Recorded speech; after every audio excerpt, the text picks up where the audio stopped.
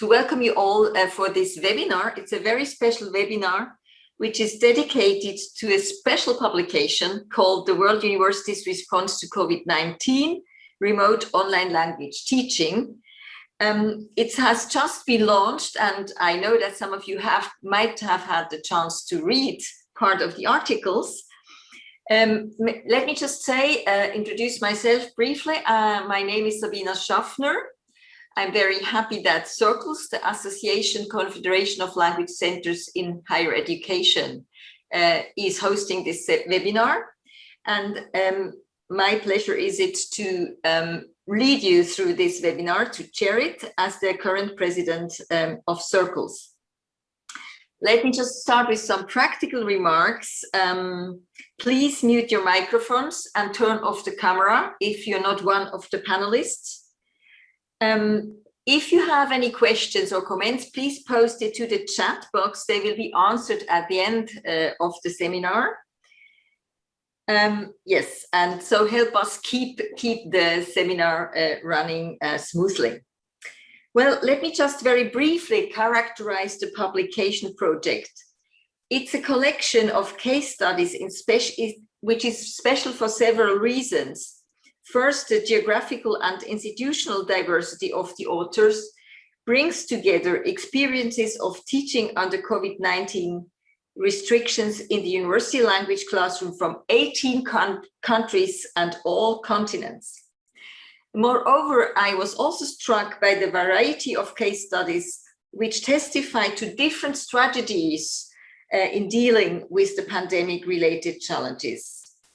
And what I liked a lot is the fact that the case studies strikingly demonstrate the creative character of persons in responding in a variety of contexts to meet the challenges of the pandemic crisis when it comes to teaching languages.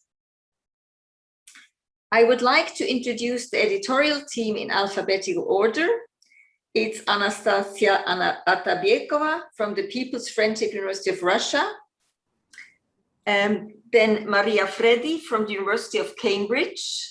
Nebojša Radić, also from No, Sabina, not University of Cambridge. I wish, but it's Pavia. Oh, I'm sorry, my mistake. I did visit though. Okay. And then Josef Schmidt from the Technische Universität Chemnitz, Germany. So I wish you a very interesting encounter with authors and texts, and give the floor to Nebojša Radić. Very well. Thank you, Sabina, for this very kind introduction, and thank you for hosting us. And this is a Circles organized event. I will now try to do the alchemy of putting myself into spotlight. And I'm sorry, Sabina, but I have to remove the spotlight from you for the time being. We'll see you later. And I will have to share screen now because I have a little presentation here. I'll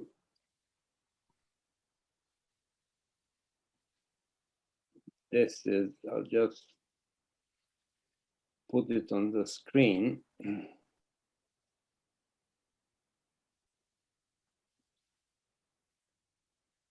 So I would say just a few words of introduction to our project, because obviously we all want you to go and download the book and all the articles and read all the 400 and something pages of it. So this is just an introduction to our collection of case studies. So the title is The World University's Response to COVID-19, Remote Online Language Teaching.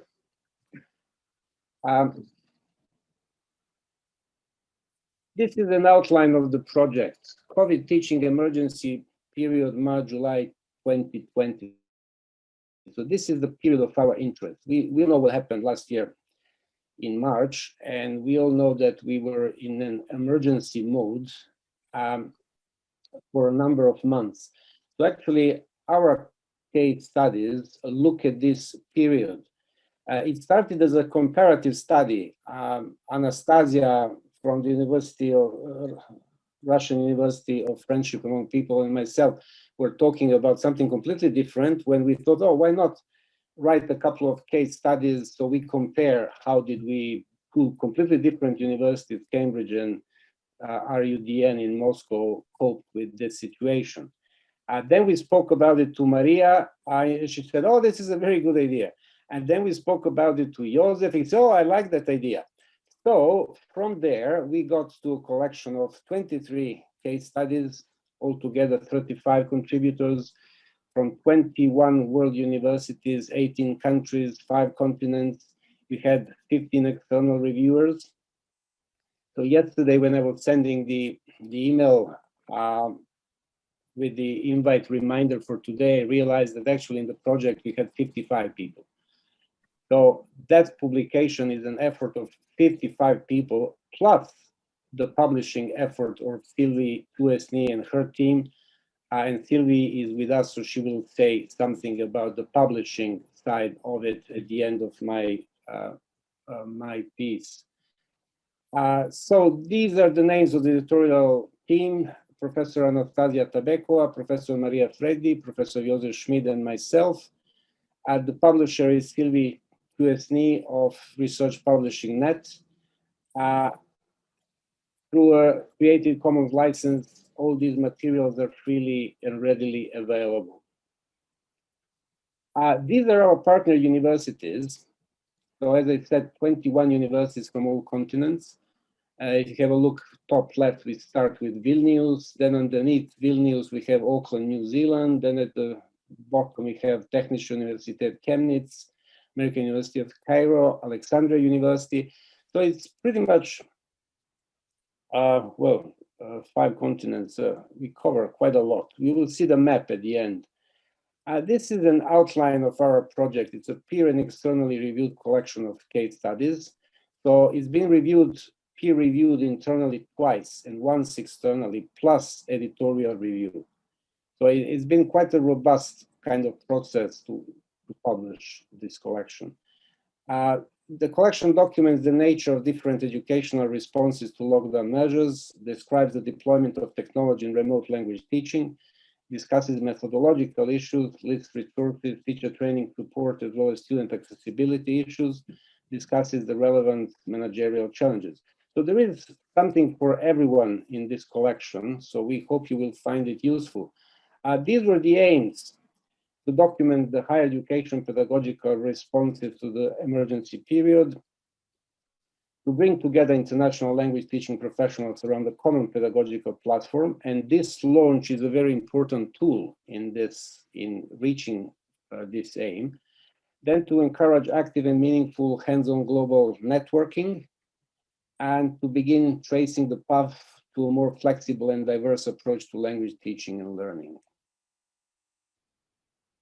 And last but not by no means least, it was very important for this project to appear in a timely fashion.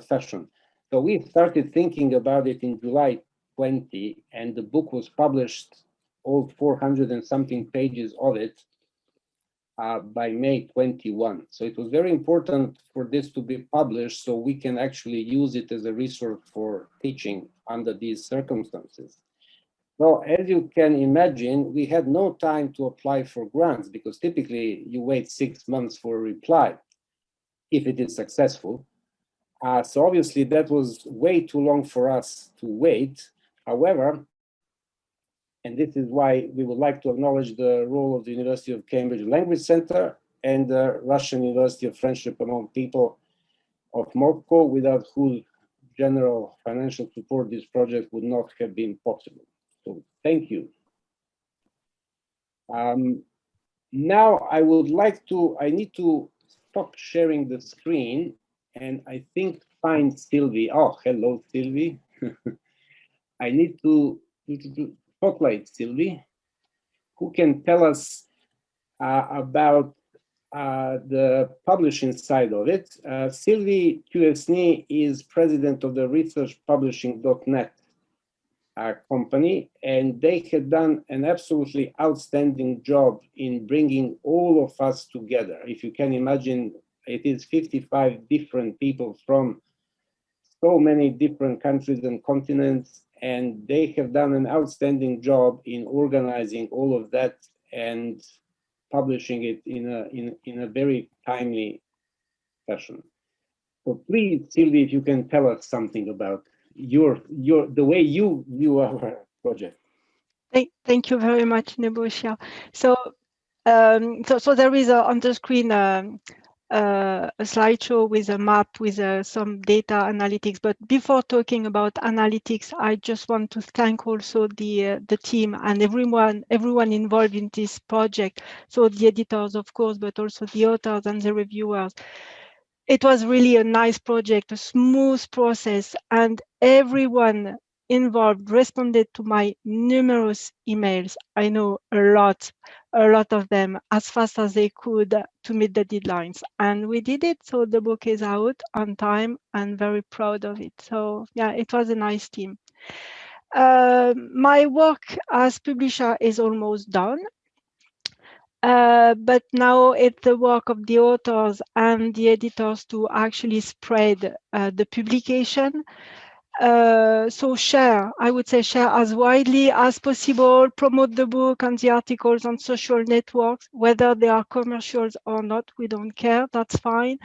One only advice would be to use the URL DOI to actually share the chapters or the book, because with that URL DOI, so even if the link is broken at some stage with the DOI, you will always find the location of the PDF. So this is something to remember. Also, the DOI,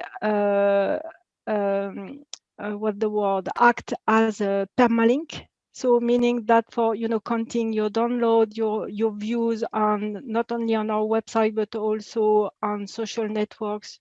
So it will be easier to actually find how many times your chapters or books have been viewed, downloaded, and so on. So yeah, use the DOI. That would be my advice to all. So talking about views, so you can see on the screenshot, on the screen, the map of the users that actually accessed our website from the day of publication until yesterday. In total, we have the books were viewed. So I have my notes here, 1,390 times. Yeah. Which is good, and 62% of these views are actually for the book as the whole. So we have the 3 first papers, so 38 views for the first one, 21 views for the second one, and so on. So it's I would say a nice start, definitely. And if we can go back to the map, Nebojša. Yeah, thank you.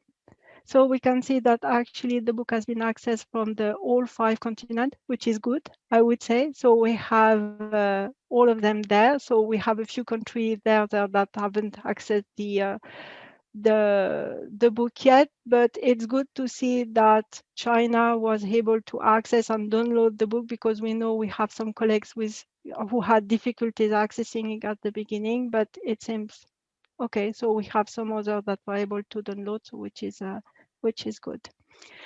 And yeah, that was it. So I'm really happy to have participated in this project with you all, guys, and it was really a really interesting project. Yeah, thank you very much. Thank you, Sylvie. Thank you very much.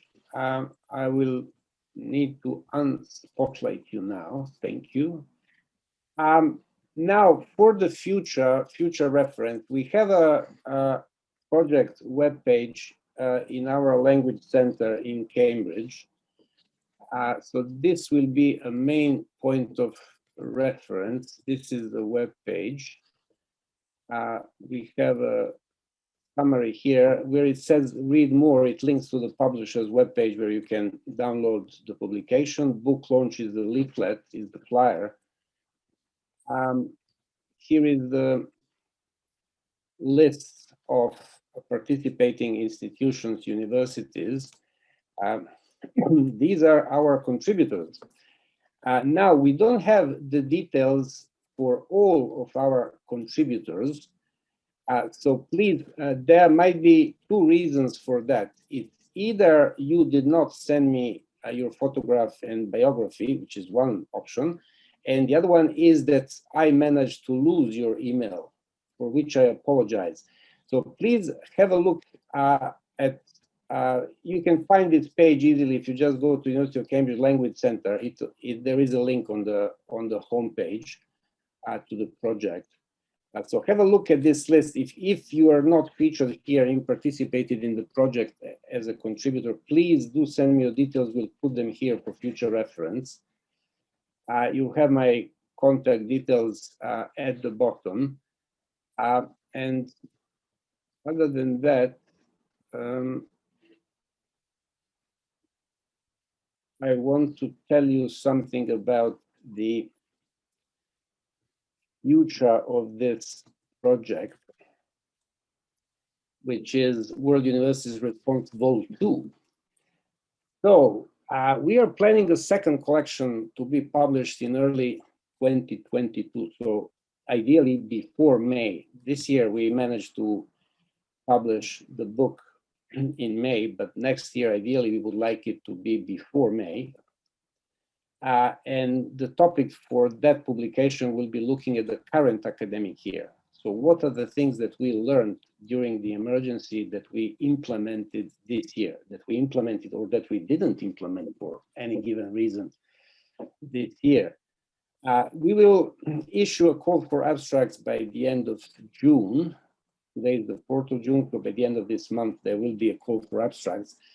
And ideally, we would like to collect the papers by the 1st of October. This is just for you to start thinking. Maybe you might need some data if you're planning to submit an abstract, write a paper. You might need some data from your students or teachers, so while they're still around, you might want to think about it. We will mention this at the end of this program today, at the end of the presentation. But details will be published on our website as well, and will be disseminated through the list that we have access to. There will be a question at the end of our program today, which there will be a question and answer session. So please do leave your questions in the chat box. Maria and I will go through them and select a number of questions that we have 10-15 minutes at the end, I think. We will answer those questions after the interviews. Use the chat facility box. And that would be all for now. So I have the pleasure of announcing our first session, which I entitled Talking to the Americas, because we are covering North and South American here. So we have Daniel Ferraz, University of Sao Paulo in Brazil, Maria del Valle Castaldi, Universidad Nacional del Litoral Santa Fe, Argentina, and Andrew Ross from Harvard University. They will be talking to Maria Freddi. Now, before you start, I will have to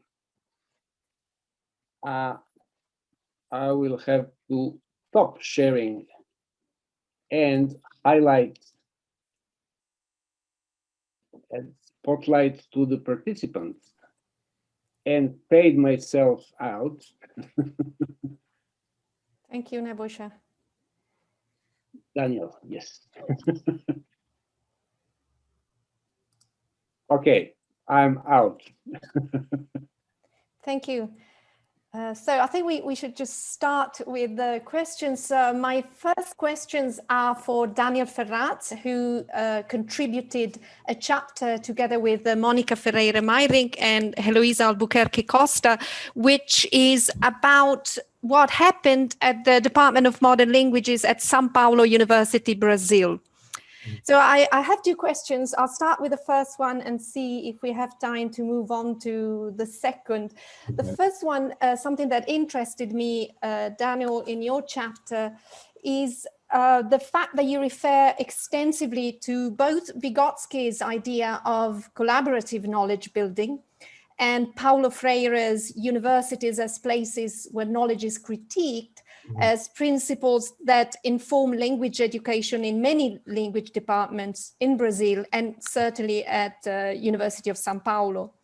So my question is, what did you do in practice to achieve those goals during the shift to online language teaching? Okay, thank you, Maria. Thank you, everyone. Congratulations on the project. I know we've been congratulating for some time now, and very proud to be here.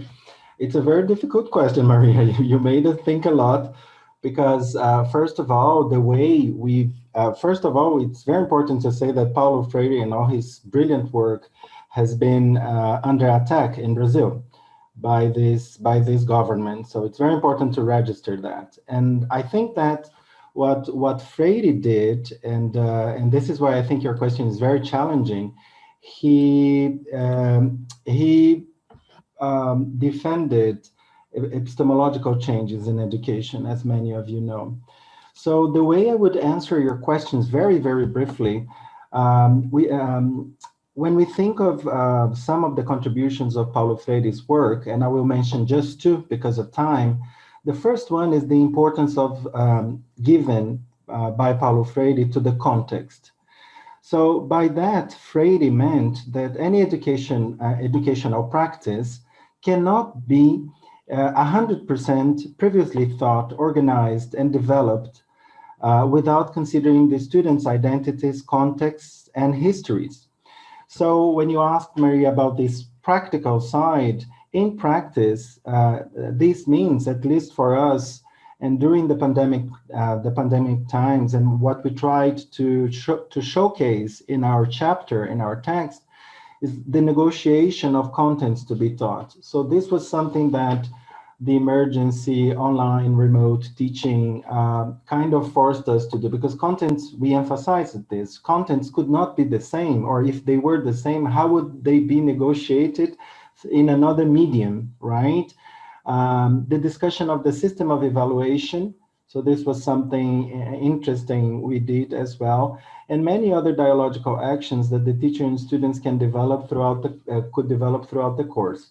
So I know it's a very difficult question, how you look at the practical side of the pedagogical practices that Freire suggested, even though he is very well known with his theories of the pedagogy of the oppressed.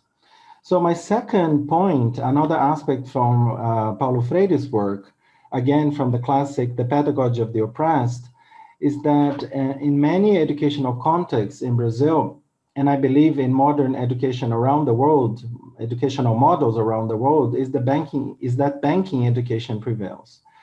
So in the banking education, a classroom is structured in a way that the primary duty of the students is to remember, memorize, and recall information provided by the teacher.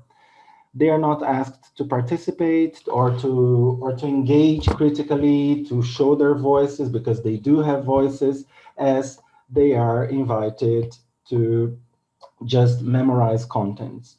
So in this type of approach, the world and language are seen as static and unchangeable, and students are there simply to be filled with content. And these are basically some ideas by Freire. So when we think about the practice, I think, and I'm about to finish, this means that once again, the teacher is responsible for in the banking content. He brings his contents to the classroom and considers the students as tabula rasas.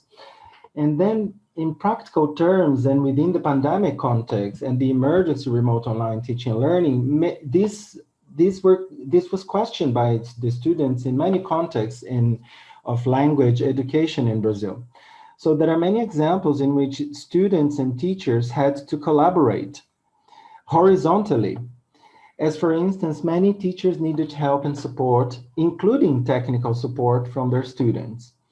We also believe that the examples given in our chapter, such as the one I've just mentioned, like the negotiation of contents, which platforms to be used, evaluation, diversity of pedagogical practices, different and tailored systems of evaluation, flexibility with deadlines, and most important, this dialogue established with the students, especially when we mentioned in our chapter the anxiety, depression, and the dropping out of students in the middle of the pandemic. So big challenges, we're still facing them, of course, but I think these were some of the practical attempts that we had, and we tried to show in our case studies, the 3 case studies, one from Spanish, from my colleague, Monica Marin, and the French, Eloise Albuquerque Costa, and myself within the English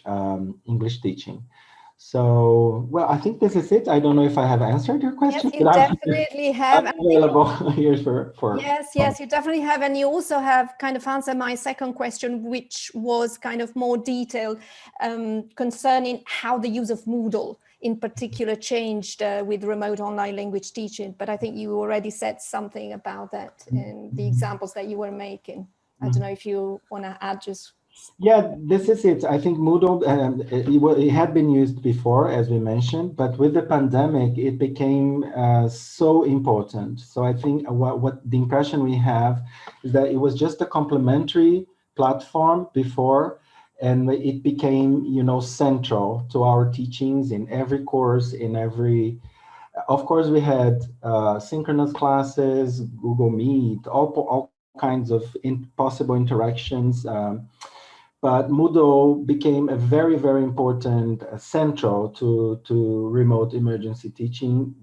It is an educational platform. It's very good so we all kind of learned to use it more and to use it better. So, and I think that, I don't know when the pandemic is over, because it will be over. I think it will continue to be central, not only complementing classes, but it will be central after the pandemic. And this is what, let's say, this remote emergency teaching is teaching us, that it's possible to really, really do hybrid perspectives in terms of language education, language teaching. Yeah. Thank you, Daniel. I think this last thing you said about the hybrid model ties in well with my next interviewees. So I will move straight to Maria del Vasce Gastaldi and Elsa Grimaldi from Universidad Nacional del Litoral, Santa Fe, Argentina, who contributed another chapter on what they did at the Language Center, and in particular at the Languages for the Community program of the Language Center at Universidad Nacional del Litoral. So I will start, Maria, from asking you about something that you also discuss in your chapter, which is the synchronous asynchronous debate, which kind of connects with what Daniel was telling us. Well, okay. Hello, Maria. Hello, everybody. Glad to be here sharing this special moment for all of us. And with my colleague, Elsa Grimaldi, we want to thank you once more for this invitation. Now to the question. Due to the COVID-19 outbreak, we decided to move to remote teaching. And at that moment, we had 2 possibilities: synchronous courses or asynchronous courses. And well, we chose both of them, since this blended learning modality seemed to be the right or the best answer for this debate. In order to comply with the objectives of the Languages for the Community program, we adopted this blended learning modality made up of 90-minute synchronous work sessions plus 30-minute asynchronous work, thus totaling or equaling the time allotted to the classroom-based lessons previous to this pandemic. We obviously worked with 2 different platforms. One, allowing the delivery of live online courses conducted in real time with teachers and students attending the same session. And the other platform was employed to share pre-built course components with activities that students had to complete at their preferred time and pace. The selection of the Zoom platform for the live 90-minute synchronous meetings presents several advantages. As I have just said, it allows the presence of teachers and students working together, thus preserving the sense of the classroom-based interpersonal connection, including teacher-student and student-student interaction. In the case of student-student interaction, maybe in pairs or in small groups by means of the so-called breakout rooms. And so this interpersonal connection is a big motivating factor to keep students engaged. Okay, well, these synchronous learning environments also allow socializing learning and contribute to the collaborative construction of the pedagogical process. For example, students sharing the same meeting, for example, can ask questions by raising their hands or submitting them in the chat. Thus, their classmates can be exposed to the different students, different viewpoints, and this favors debate and discussion. Delivering 2 weekly 90-minute live sessions allows working with the 4 communicative skills, with special emphasis on speaking and listening. And working with ebooks is really important. In fact, it's highly effective in the timing of these synchronous meetings, proving to be almost 90% similar to that of the classroom-based lessons. In addition, we can say that this modality and this platform makes it easier to monitor and manage attendance. As regards the other platform, we selected the Google Classroom platform because it also has some advantages. For example, it helps to avoid what we can call dead time related to reading comprehension and writing activities. And it also allows reading comprehension activities and writing activities to be self-regulated by students, and then in many cases, or quite often, they turn into a valuable input for subsequent synchronous meetings. So, in brief, I can say that working with this structure allows teachers to work with content collaboratively, optimize timing, raise and maintain students' interest, and sustain motivation, thus making the learning of languages a significant activity. And last but not least, we can say that that time has shown that we were not wrong in choosing this blended learning modality, because the results have been more than rewarding. Thank you, Maria. Thanks. Yes, I think this discussion allows me to turn to my next question for Andrew Ross and Sarah Axelrod from Harvard University Language Center.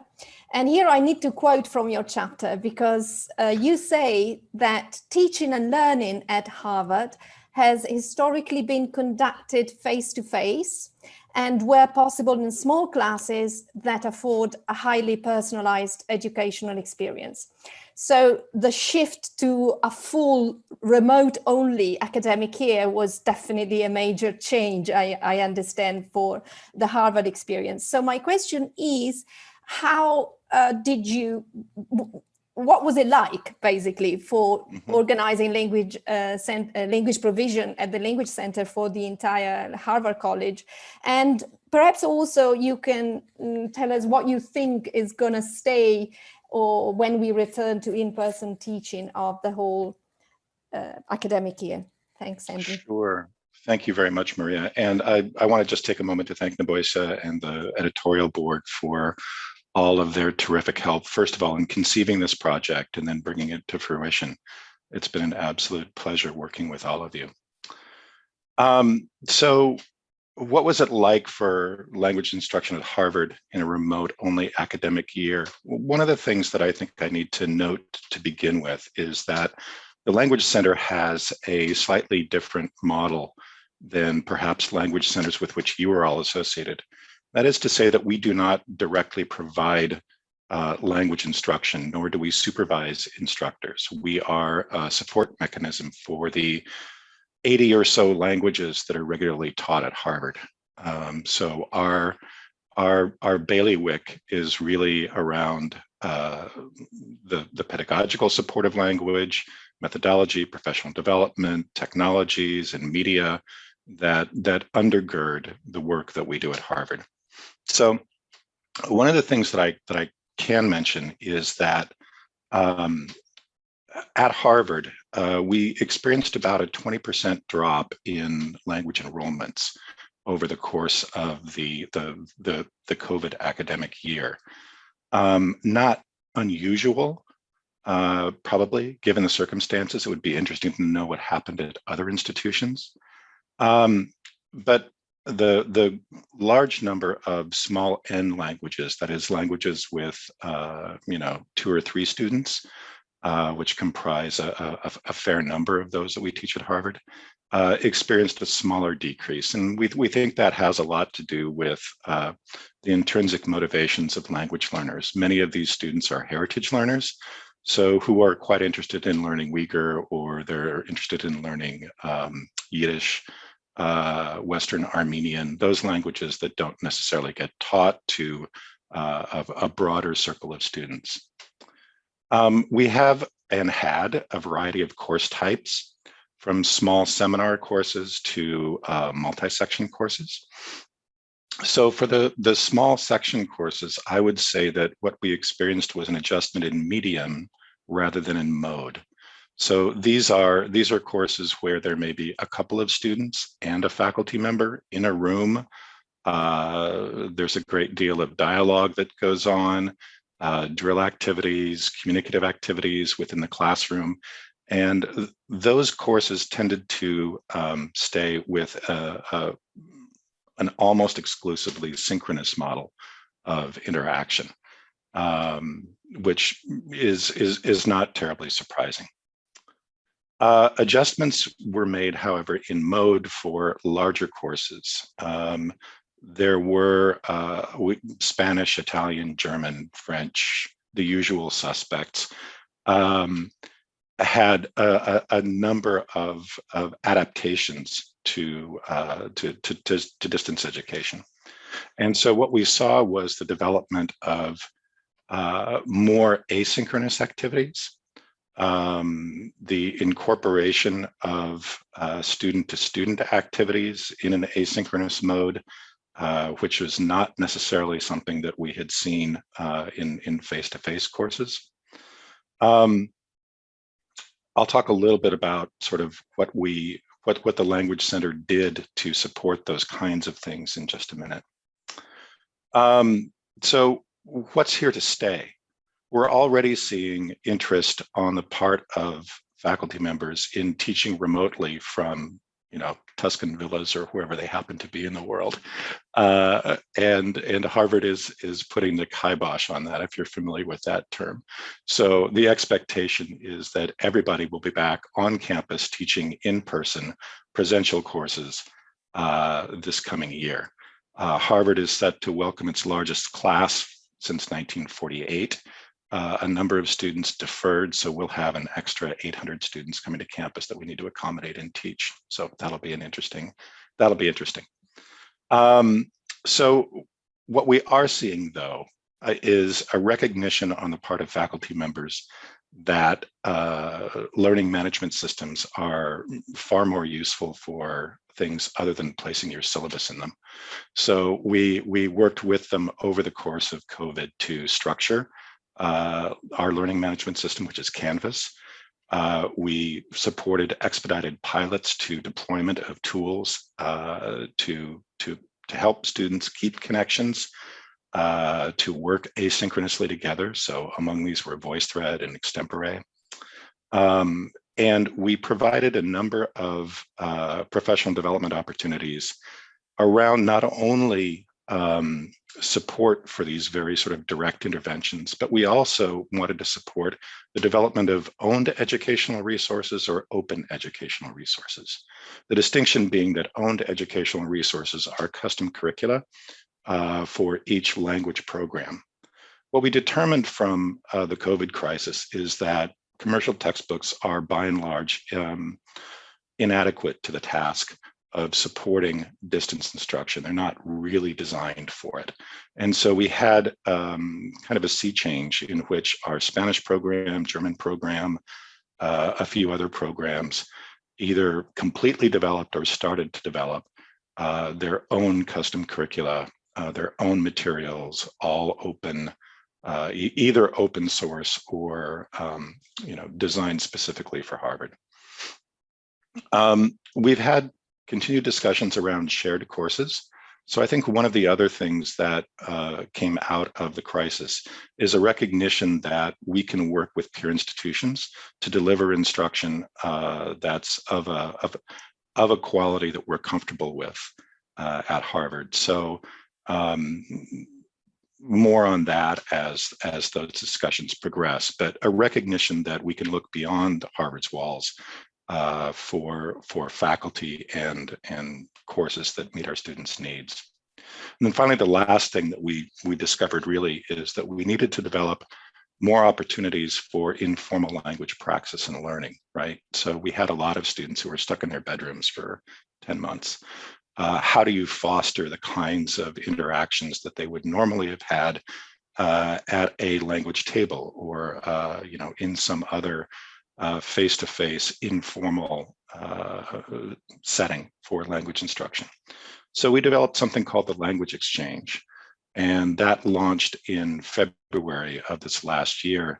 It currently has over 350 active users. It's open to all levels of the Harvard community, from alumni to staff to faculty to students, and they can exchange language together. So it's a sort of a matching platform. So yesterday, for example, somebody wanted to exchange Mandarin for German so they could practice their pronunciation for opera singing.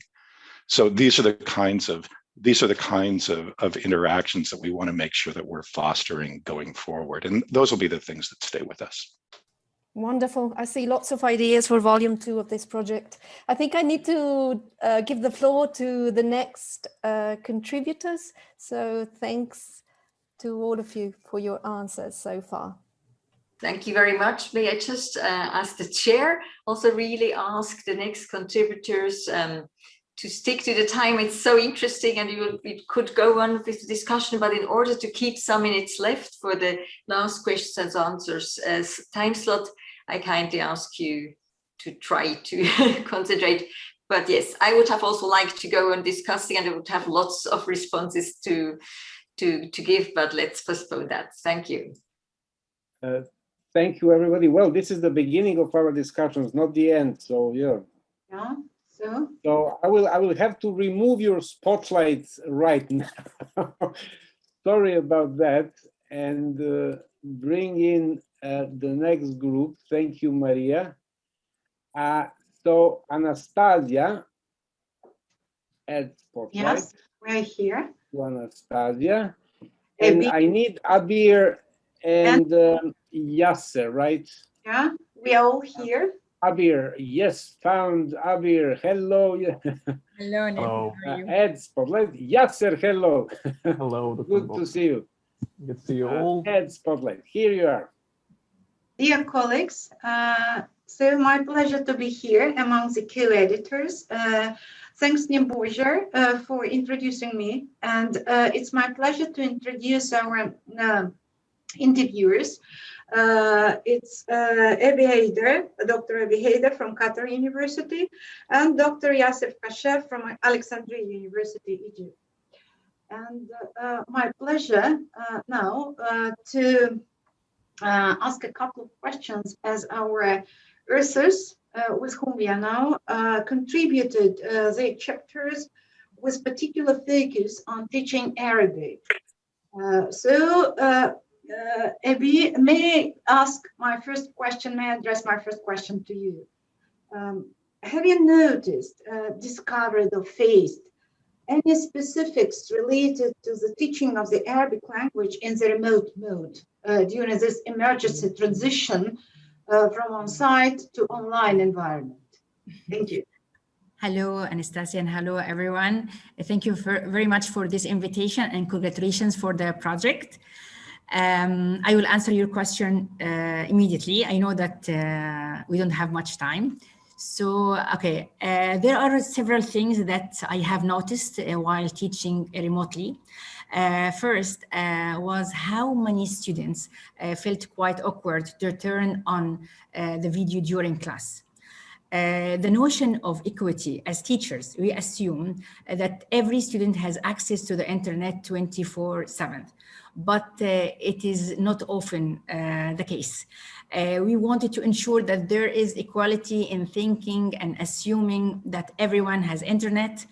Not only that, but also come to an understanding that many students usually have their reasons as to why they will not turn on their cameras. Such as they could be around their families, or they are in small houses or in a dirty, crowded places, for example. Most of the students that come to learn Arabic in our department come from countries where having access to the internet is limited. Moreover, it took a while to get the students used to utilizing resources and apps such as Zoom or Microsoft Teams. Or Blackboard, for example. Furthermore, to have these students use the chat during class instead of interrupting the teacher and change setting if there are any issues in sounds or backgrounds. To exit a class after being dismissed by the teacher or going to their next class.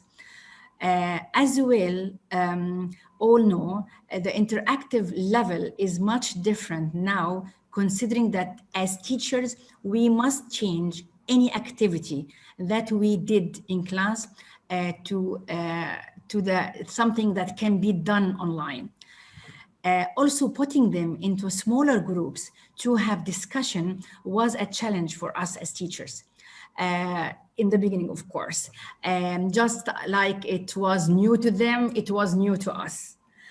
The biggest challenge and the most important one was handing exams to students, and that was due to the lack of supervision during online class. Of course, everyone faced this problem.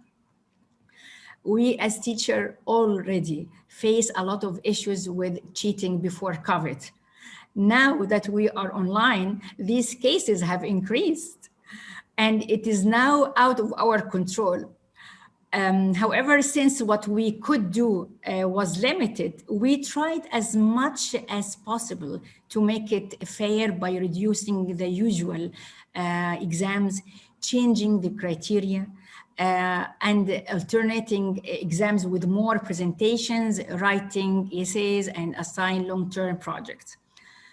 As mentioned earlier before, the students that come to our program are from all over the world.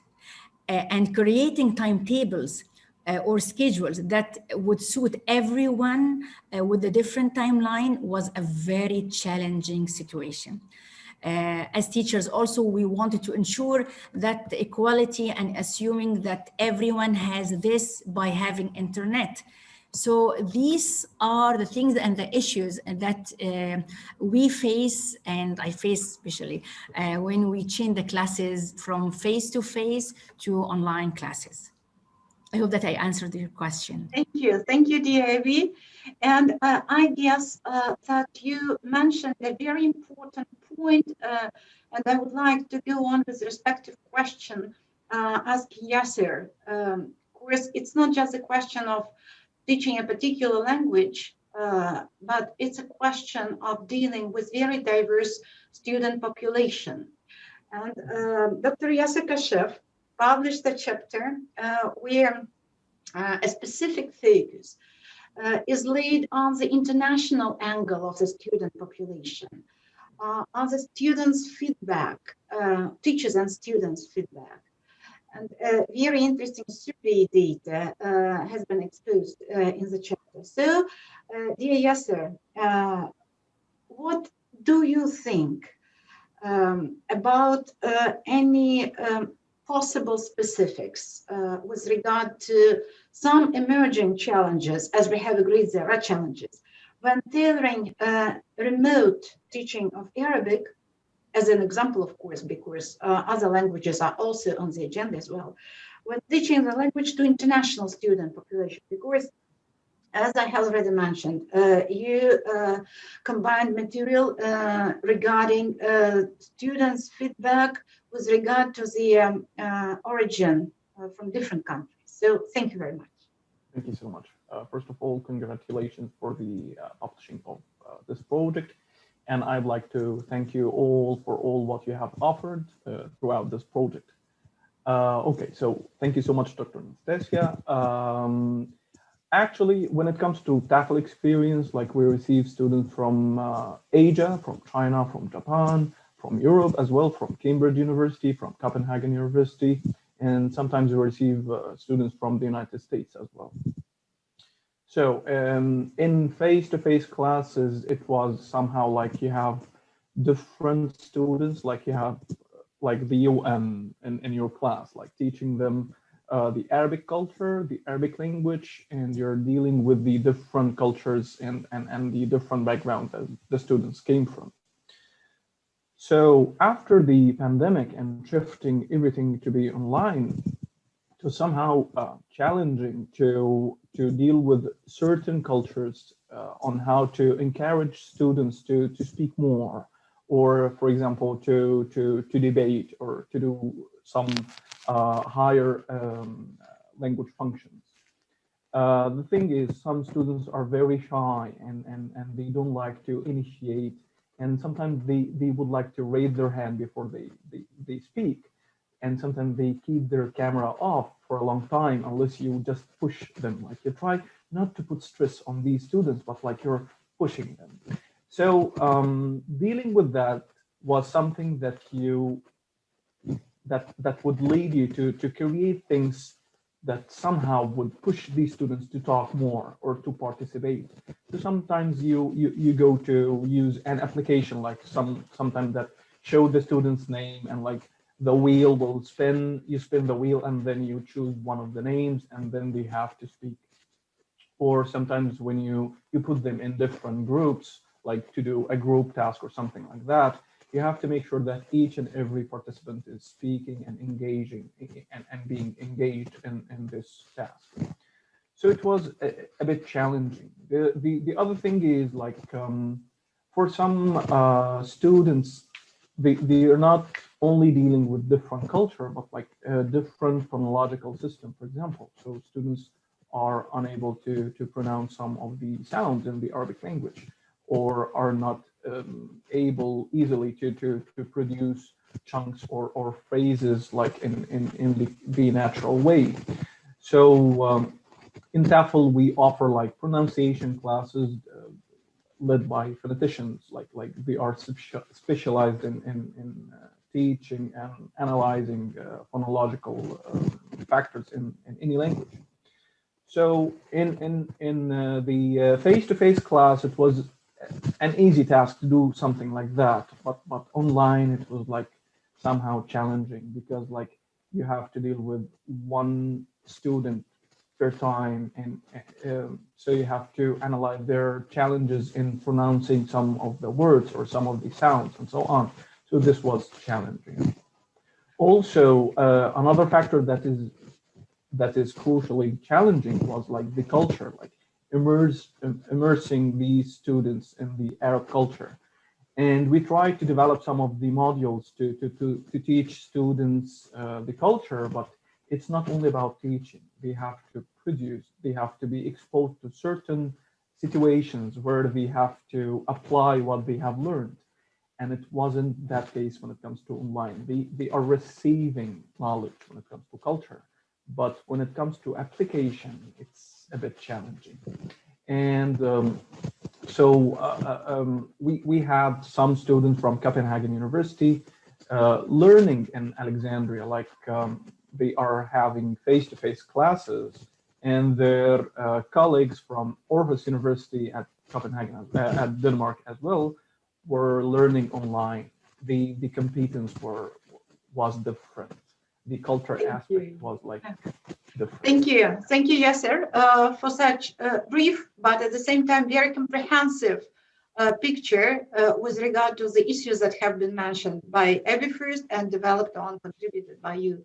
Thank you very much, and it's my pleasure to be within the time limit to introduce our next speaker, Niboja. Me or you or who?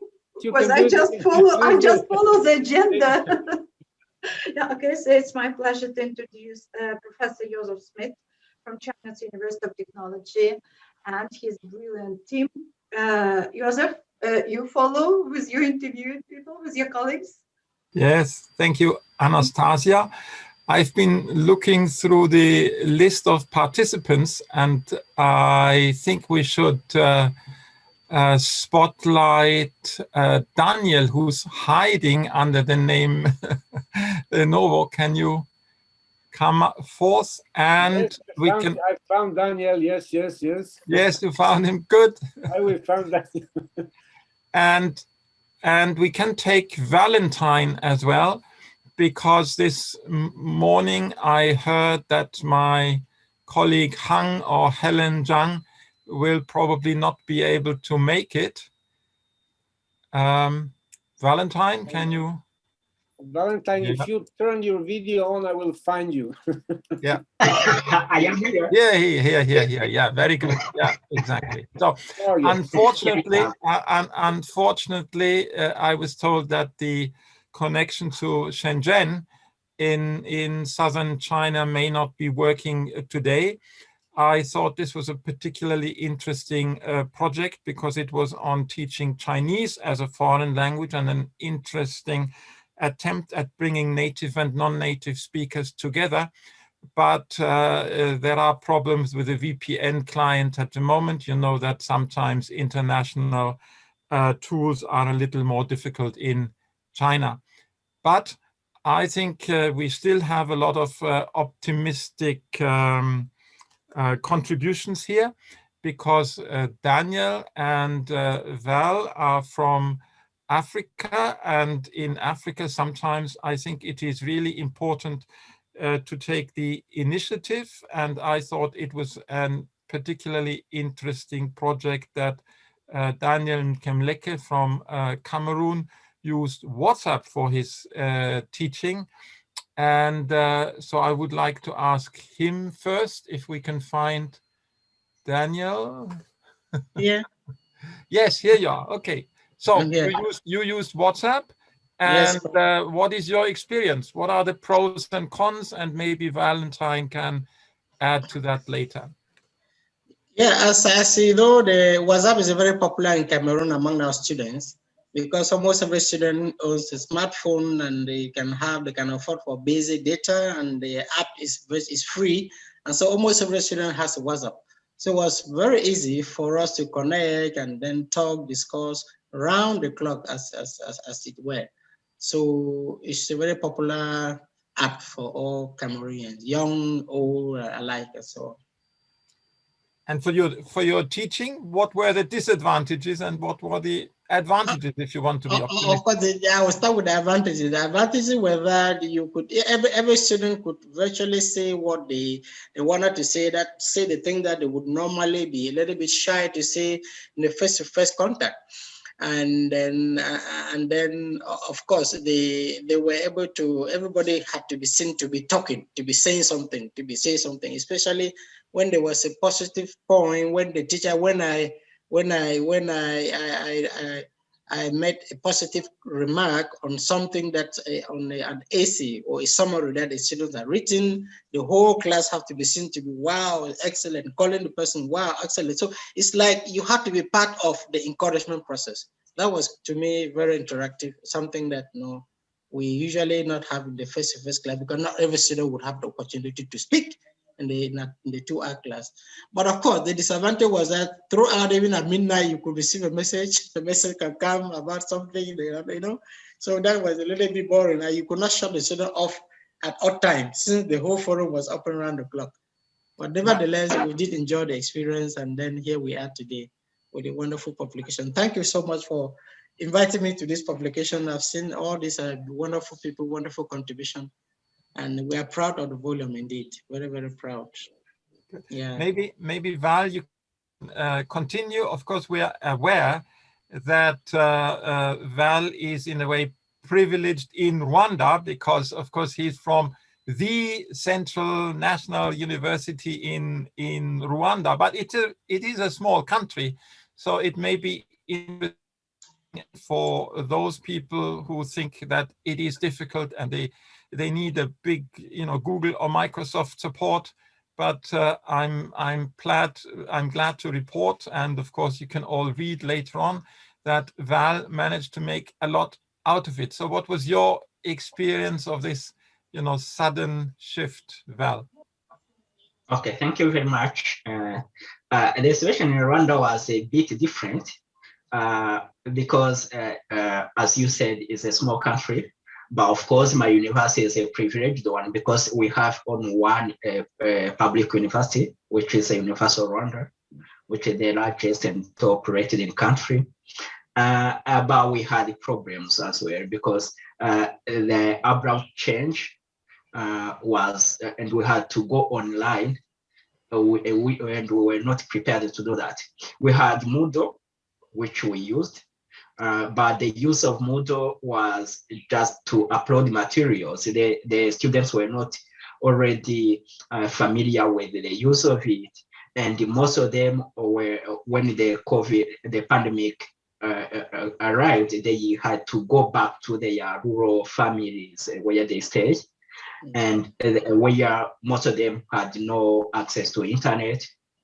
And some of them had no access to tools like computers and devices. And in terms of languages, it is those who will read this chapter will see that in terms of languages, we encourage the students to do the reading of the previous materials, and we decide not to assess. So it was a bit different from other countries because we decided not to assess students. And we waited until we started the gradual reopening. Yes, thank you. I think this was a nice addition, and I think it shows that you can make something out of it. If you read the two publications by my colleagues here, you will notice that there had been some discussions about e-learning and, some like Val even wrote a PhD about it, of course. So it is, it takes, someone who is initiated to initiate more or less a private initiative in a difficult context. And I think that is the beauty of it. These contributions show that a lot can be done. And I think it is really interesting to compare the difficult and the different political contexts. I mean, Rwanda and Cameroon, but also the Chinese contributions. And I am very happy that we managed to put together a few of these special contributions to make our volume really global. And I would just like to finish by encouraging everyone who's listening here to make a contribution to the next volume from their own. We know that these are interesting suggestions, and we really look forward to your comments and suggestions now. Thank you all. We have lots of comments in the chat already, Nebusha. Thank you, thank you. Okay, we can now proceed with our question and answer session. Thank you, Daniel, Valentin, and Joseph. I will have to unspotlight you now. Nebusha, I'm sorry to intervene. I think there is another colleague who would like Lishan, or Are you one of the? Yeah, I'm Li Zhang, and I'm from China. Fortunately, I can get online, and I heard that you said that that another Chinese speaker cannot get in this Zoom meeting. So I wonder if you have any questions to ask about the situation here in China. Yeah, I think this would be there would be a space for questions afterwards. I just wanted to ask you because I wasn't sure if you might be one of the contributors who made it finally. So I'm handing over to Niboisha and Maria. Okay, it's okay. It's okay. Very well, Li Zhang. So we do have someone from China in case anybody has any questions in relation to China. Li Zhang is here to answer our questions. Thank you. Okay, we will then move to our question and answer session. Yeah, there's a thread that has been initiated by Philip Novikov. I think those who put, everybody can perhaps turn their videos on if they wish, especially those who put the questions in the chat. What do you think? So it's easier to see who's contributed what. Do we? You want me to put that on share screen? The questions? Oh, I don't. No, we don't need to. No, I was wondering whether we want to keep the videos on for the speakers or the audience. If that makes sense. If it doesn't, I can just start summarizing that first thread. Yeah, you just read the question. Okay. So the first question by Philip Novikov concerns pair work or work in small groups in synchronous classes. So Philip is saying this has appeared to be time consuming because of a number of factors, technological and psychological issues. So he would like to know what everybody's experience was and whether anybody has tried using an external platform for that or some other built-in tools, for example, dedicated Microsoft Teams meeting rooms. And there's a comment by Fanjiang Ngo on that. I don't know, Fanjiang Ngo, if you want to answer directly. There's also a comment by Andrew Ross and one by Monica Meyrink, and also from Zwickau at VHZ, if I'm correctly, and the name of the person who contributed that is, I'm going to tell you in a minute, Michaela Rusch. So I don't know if the people who contributed in the chat want to contribute live in reply to Philip's. It would be nice if you could all repeat your question more or less so that we know where it comes from. That's the idea. Just turn on your video so I can identify you. Makes it easier. And raise your hand, please.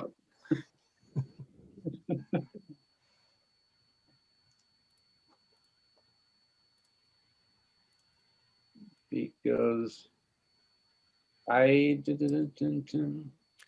guess if okay. I do not see anybody with a raised hand and the video on. If the video's on, you don't even need to spotlight them because the speaker will be in the middle. Fanjiang Ngo, I see you're there. Yeah. Or Andrew, you want to break the ice? Sure. So just very briefly, one of the policy decisions that we made early on at Harvard was to limit the number of external tools that we used. This has a lot to do with cognitive overhead for students and faculty members. So we had, as you can imagine, a blossoming of ideas early on in the pandemic. All of the great tools developed by three guys in a garage in Cyprus were entertained by our IT infrastructure. What we came down to finally was a limitation and a thorough vetting of the tools that we used in order for them to comply both with data security concerns that the university has, particularly around students, and also around accessibility. We take very seriously matters of accessibility for students who may be visually impaired, have hearing issues, that kind of thing. It's especially tricky within the context of a language course where we rely on those different faculties. So. Monica, you also had a comment on that, and I could see you a moment ago. Yeah, hello. Good morning, everyone. Good afternoon, good evening. I don't know what time it is exactly in your countries. It's 10 o'clock in the morning in Brazil. Well, just to say that we have, in our experience, we have felt the need to use different tools in order to complement, to find different tools which could attend to the needs that individual teachers are having and facing in their teaching practices.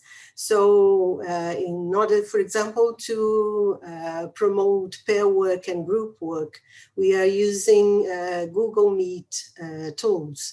So that's a way of putting together more than one platform. So at the same time, we use Moodle as a way of sharing with students the contents, materials that we have for study, etc. We also have Google Meet for synchronous classes and for promoting more collaborative and more interactive activities, which I think is one of the most important feelings that we have nowadays in remote teaching, that we and both teachers and students really feel that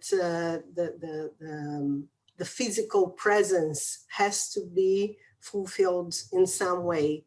And we are looking for different tools all the time. And I think that one important thing that we have learned to do now more than in other times, especially in the academic context, inside the university, is to share. So teachers, professors who before were, each one of them working individually, they are now more worried about sharing experiences and trying to look for solutions, trying to look for possibilities that can help them grow and develop in terms of remote teaching, which is something very, very new for everybody. USP, the University of São Paulo, in the area of language teaching, didn't have this tradition in working with e-learning. We don't have it. So last year was really something very, very astonishing for everybody. And I think that now we are kind of more trying to breathe more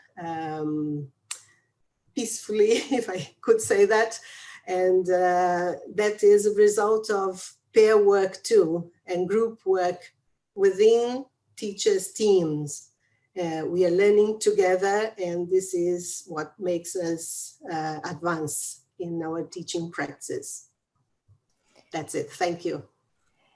Michaela Rusch had a different experience with different software, the Big Blue Button. I don't know, Michaela, if you want to say something about that.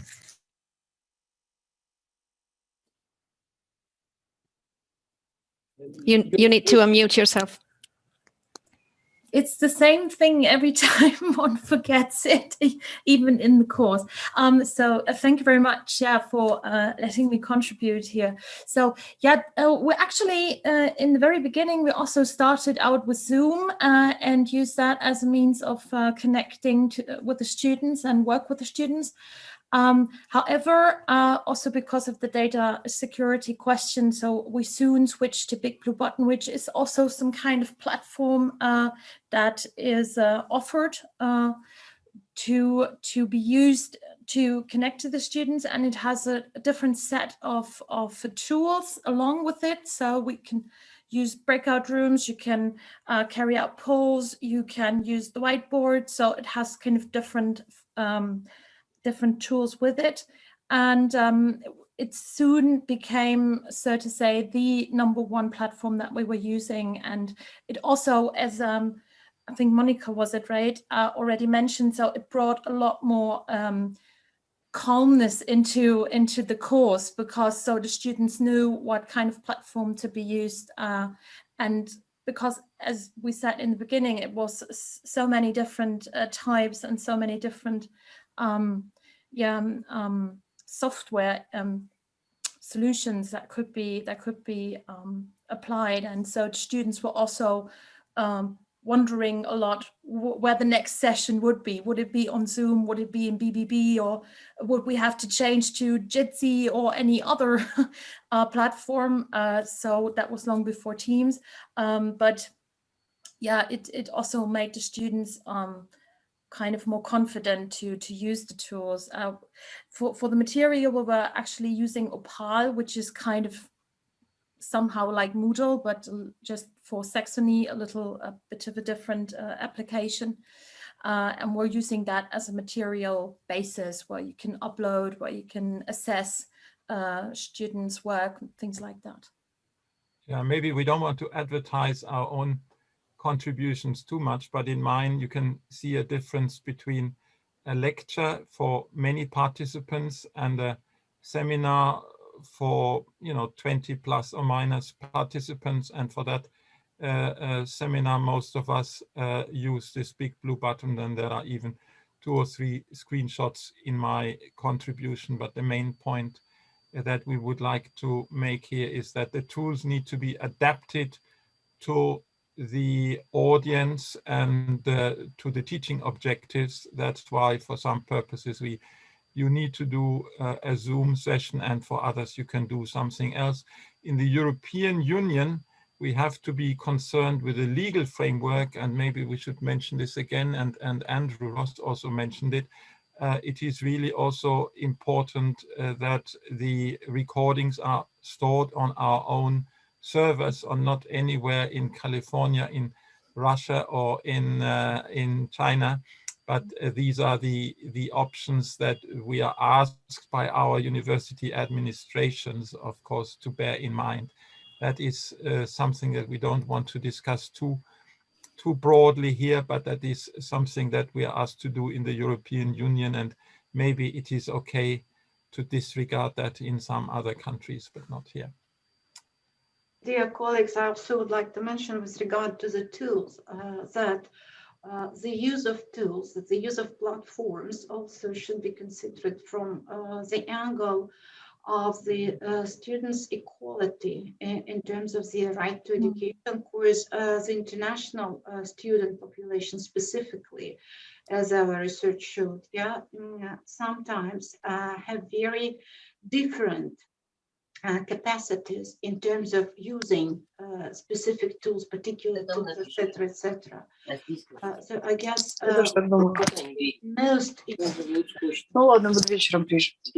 most important point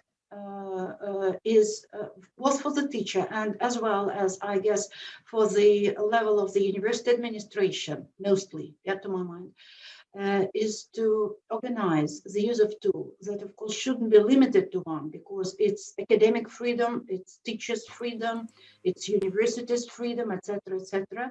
But every student is supposed to have the same level of access, should be provided, should be supported, and I guess the choice of tools should take into account this angle as well. I guess it's very important because we have very diverse student population in our university. Thank you. Since we've had so many questions about final tests, maybe we should say that again. I think that should be one of the special points in the next volume. We've had Daniel mentioning it, but we've had 3 different questions here. I don't know whether anyone feels there's more qualified. Questions, Joseph. There's more questions. I think Nebusha. There's more questions. There's 2 from Jocelyn. There's 1 from Hattis, and Nebusha probably one. The question is what you want to do in 10 minutes. That's right. That's right. Nebusha. Excuse me. There was a question about the differences we saw as editors. So that was the last, I can tell you that was the last round of editorial interventions when we got all the papers together and we compared them and we worked on them from the English, the the different brands of English, interpretations of cultural, of institutional context, and so on. But I can tell you two things that struck me as kind of cultural experience, something that can illustrate perhaps the whole process.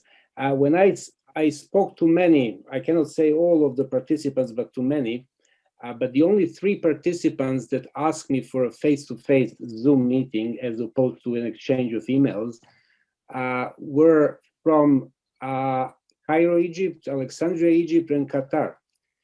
So, which gave me an idea that in the Arab-speaking world, face-to-face encounter culturally has a greater meaning. So, to me, that was a fantastic cultural experience because I thought, okay, this is something I didn't know, something that I have learned in this process. Another thing was, for instance, the response of the University of Isfahan in Iran. That is the university. I don't think there is anybody here from the university at the moment, but that is the university of 15,000 students. And when the pandemic started, they asked students to stay at home. Then they rang each student. They make telephone calls to each of the 15,000 students to console them and to talk to them about their future studies. And I thought that was exceptional. I mean, making phone calls to 15,000 people, A, to console them because they have to stop their studies, and B, to talk to them about their future. I thought that was outstanding. So these are the kind of, for instance, at the cultural level, not to get into technicalities about the delivery of courses and methodology and technology, teacher training, and so on. But let's leave it at that, and hopefully this will entice you to read the whole book. Thank you, Maria. Yes, Jocelyn was asking, this is a question for the editors, whether we noticed any country or region specific differences when putting together the book. I don't know if any of my co-editors have a very quick answer to that, or the only... Yes, Anastasia, please.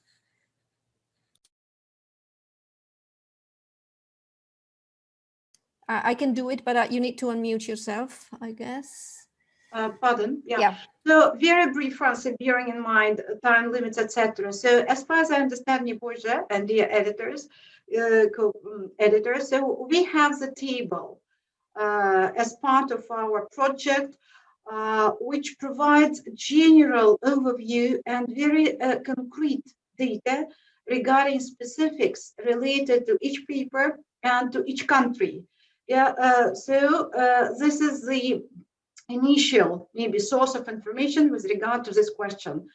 But as I was engaged in writing this, in drafting this table, I would say that much depends first on the university tradition. I wouldn't say that it is just country tradition, yeah, or cultural tradition.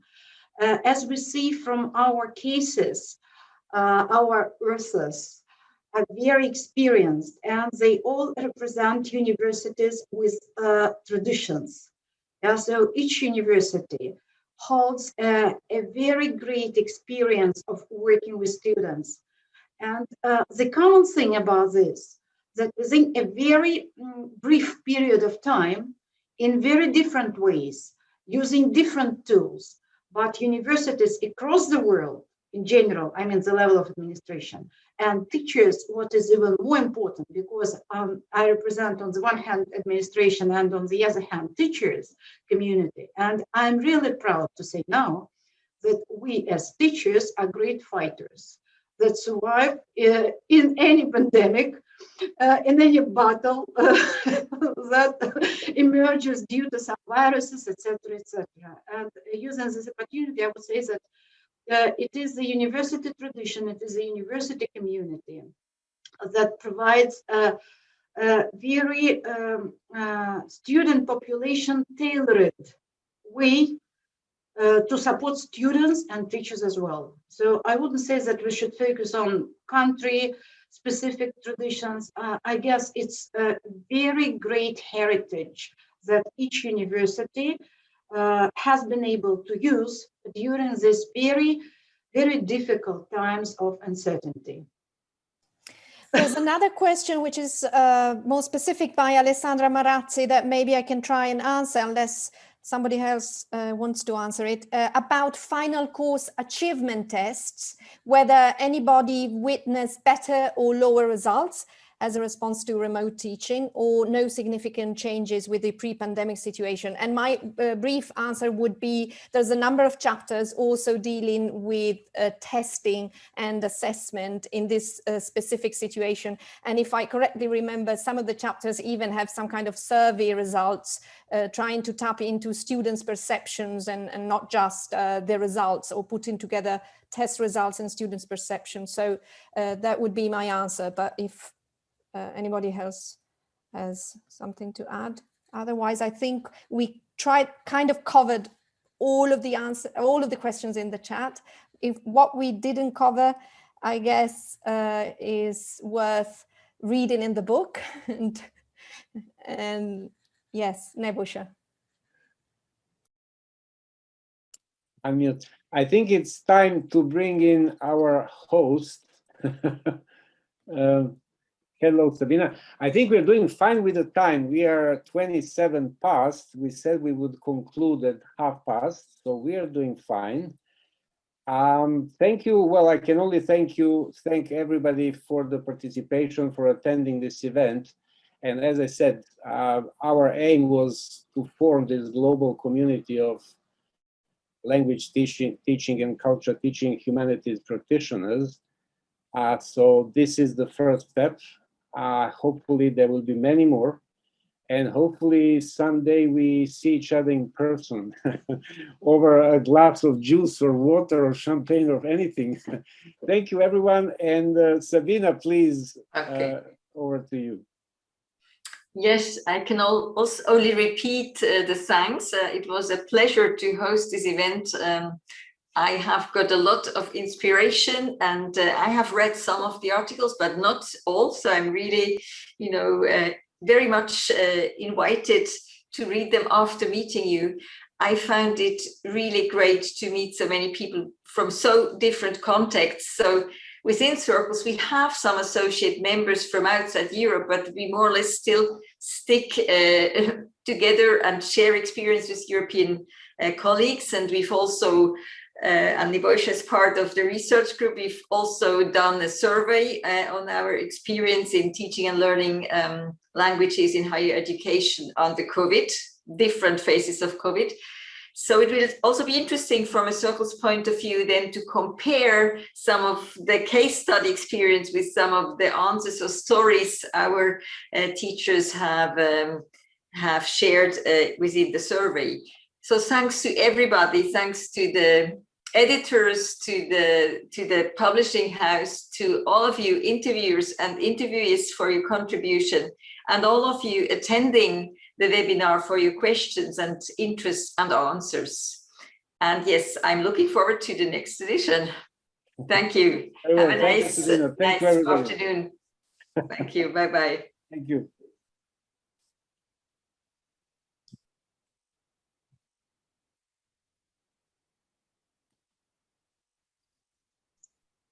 Goodbye, everyone. Bye. Bye. Goodbye. Nice seeing you. Nebojša, of course, we forgot to remind people of the next call for paper. That's fine. Through the chat room. We mentioned it at the beginning. So everyone who's still here can contribute, and we will send round everything on the webpage. I have the mailing list because everybody registered. So right. I will send around an email just to remind you. And by the way, those questions that have been put in the chat can form the background for further issue, for further volume. More specific, very more practical, very practical. Yeah. Yes. Bye. Bye. Bye, everyone. Thank you a lot. Bye. Bye. Bye. It was a pleasure. Thank you very much. Goodbye. Well, Take care. amazingly enough, there were no technical glitches today, I Yeah. must say. Yeah, we were lucky. Yeah. We were lucky with the technology. But did I not tell, I was yesterday in a webinar style meeting